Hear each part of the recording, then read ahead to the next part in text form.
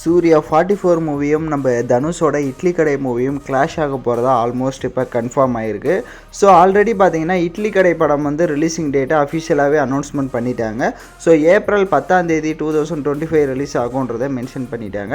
இப்போ சூர்யா 44ம் பார்த்தீங்க அப்படின்னா சம்மருக்கு தான் ரிலீஸ் பண்ண போகிறோன்றதையும் அவங்களும் ஆல்மோஸ்ட் இப்போ கன்ஃபார்ம் பண்ணனால ஸோ கண்டிப்பாக வந்துட்டு ஏப்ரல் அந்த 10 அந்த டேட்டை பார்த்தீங்க அப்படின்னா சூர்யா 44ம் வந்துட்டு ஃபிக்ஸ் பண்ண போகிறதா இப்போது தகவல் வந்துட்டு இருக்கு. ஒருவேளை அப்படி பிக்ஸ் ஆச்சு அப்படின்னா கண்டிப்பாக அந்த ரெண்டு படமுமே கிளாஷ் ஆகும். ஸோ இட்லி கடை வந்துட்டு அவரே வந்து டைரக்ஷன் பண்ணுறாரு, தனுஷ் அவர்களே டைரக்ஷன் பண்ணுறது. சூர்யா 44 கார்த்திக் சுப்ராஜ் டைரக்ஷன் பண்ணுறாரு. ஸோ இது வந்து ஃபுல் அண்ட் ஃபுல்லாக வந்து லவ் கலந்த ஒரு கேங்ஸ்டார் மூவி. அந்த படம் வந்துட்டு ஒரு ஃபீல் குட் மூவியாக இருக்கும் அப்படின்ற மாதிரி ஒரு கான்செப்டாக இருக்கும்.